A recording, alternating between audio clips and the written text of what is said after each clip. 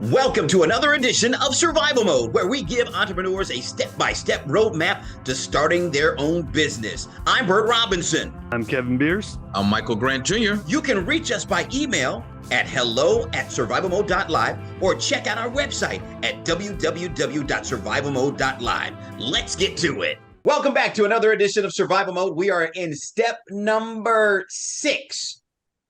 Now, we've been talking about operational flow, operational structure. We also went over some organizational structure, but now I think we need to talk about the P's. No, not black eyed peas, not sweet peas, no. We're talking about the P's of production. Okay, that's what we're going to talk about. And what are the P's of production? Well, I'm going to give you a list of a few P's. How about place and platform? How about personnel? Procedures, processes, policies. Now, if you miss any of them, it could take longer for you to reach your dream, reach your goals, whatever you are trying to do. Let's talk about these. Now, place and platform. Michael, we talk about place and platform. A place is where you're running, where you're operating your business within your organizational structure. Oh, yeah. Okay. Now, platform is not always indicative of a place. It could be what you're doing. Michael, I need you to elaborate more on that one. Yeah, absolutely. So all businesses doesn't require location specifically to operate out of. So you have retail or brick and mortar platforms. Locations. You have also office spaces and offices, but some businesses you can be in your garage because it's online. Some you can be inside your bedroom because it's online. So anything that is a place where your business is functioning and flowing in regards to the general public patronizing the business, that could be considered a platform. Even if you're writing a book, the book could be the actual platform. You're an author. So it all depends on whatever you're doing. But that's why it's a part of the P as a platform, because whatever that thing is that services your particular customers, clients, that's your platform. Now, Kevin, in terms of a platform, okay, and you doing your business, okay, where do you do your business? I mean, I know one, you have your own office, but then you have another one where you do business where? Well, I work from my home on the website and the digital marketing because I don't need a physical location for that. That's just done online. Everything's just done online there. Financial services, however, while I could possibly do that online, it makes more sense to do it in an office because basically optics. Customers and clients don't want to hand you a check if you don't look legitimate, and just online doesn't always look legitimate.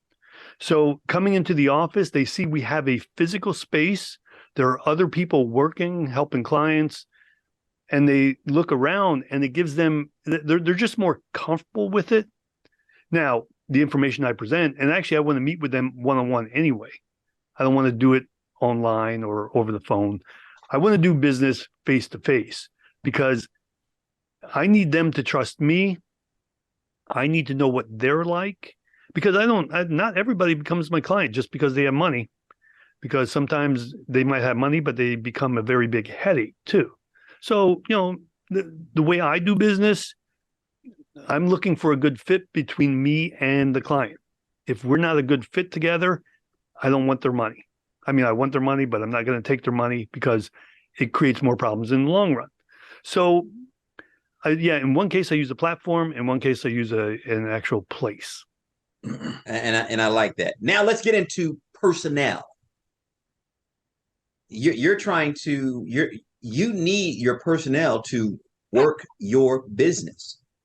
Okay, so you got to do your due diligence and find the right personnel that you're going to leverage. And we talk about leveraging all the time. You're not leveraging just CPAs or attorneys, you're also leveraging your personnel.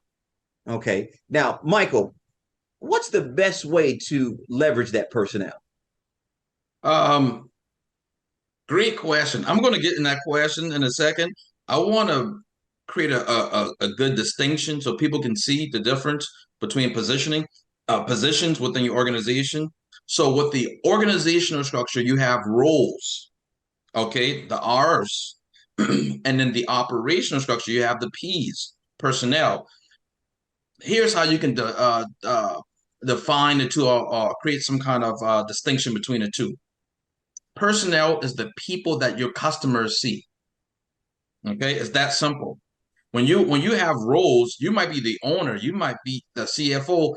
These are people that your customers may never see, may never know. For instance, we don't know personally who some executives are of major corporations that we buy products from and all the time. But we can go over there to that store and we can see Sally. You see, so personnel is people that your customers actually deal with directly. All right, so ways of establishing proper personnel is you got to have good training.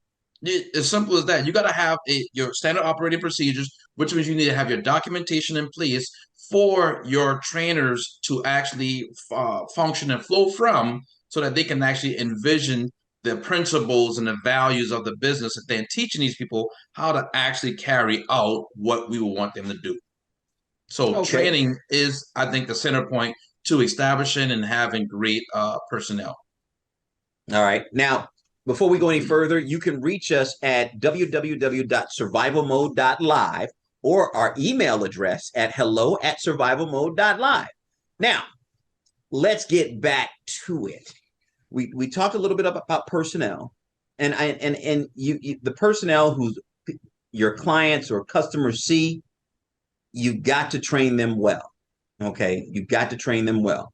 And you mentioned, Michael, about having those procedures, those SOPs, standards of operating procedures. Okay, and the processes. But what is so important about this next P is policies. Okay, now Kevin knows a lot about policies. Okay, Kevin knows a lot about policies, not just insurance policies, but how to look at things in a way that you're going to make sure that everybody does things the right way. I mean, Kevin, when you read about a particular company, you look at their policies and what they're doing. Am I right? Yes, if I'm going to do business with someone, I want to know how they do business. Because if that doesn't line up with the way, let's say I need to, okay, in the website building, maybe I need some video services that I don't actually do myself, or my, or our company doesn't actually do. Then we're going to contract out with a video company of some sort. So I want to make sure that my videographer is going to work with my clients in a way that I approve of. So I want to see their policies. Like how do you deal with clients? Now, my first feel is, how are you dealing with me, with whomever I'm speaking with? But I want to meet if the person that's going to be running the camera, or it really depends on the situation. But those policies, that's those policies dictate how you're doing things, and I want to know what they are. Now, I mean, some companies, depending on what I need, it doesn't matter what their policy is. Maybe the return policy, something like that. But for the most part, actually, return policy, that is actually a really good example. What is the return policy of some companies? It's good to know that, especially if you're making a purchase of some substantial amount of money. So I mean, all the different policies are, important to your business and other businesses where you can flow better with them. Now, Michael, give me your take on it. Yeah. So you have your internal policies in which how your staff interact, your hierarchy of chain of command. How are you going to communicate? Those need to be policies in place. How you actually deal with the customers. Now that's external policies or customer policies. Every policy is super important because those are the rules to your game, the game of your business, the game as to how you interact with your customers. The rules, the policies define the rules and it reinforces the procedures.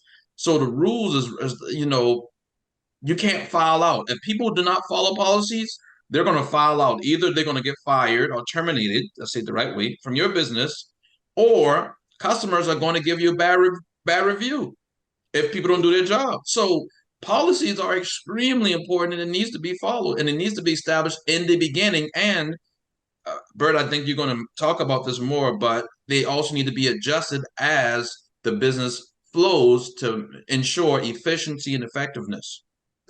And do you know, and as entrepreneurs, you have to think about, are you going to fire yourself? Are you going to follow the policies and procedures that you set forth? That's a great question. Okay. Are you going to do that? Because, as an entrepreneur, we get up, we're up at all hours of the night sometimes, and we're working our business. Are you going to do the same? Because if you don't show everybody that you're going to follow your own policies, okay, your credibility is going to be shot. It's going to be gone with the people that you're working with, okay, that are working for you or working with you. I just wanted to put that out there, okay, because I've seen entrepreneurs become mightier than thou, okay, and they kind of think they got everything covered and everything this and that. No, it doesn't work that way, but I'm just putting it out there. You have to follow your own policies as well. I've seen people not follow their own policies, and I'm not going to mention any names in corporate America. I'm going to zip. I'm going to hush. But if you want to know more,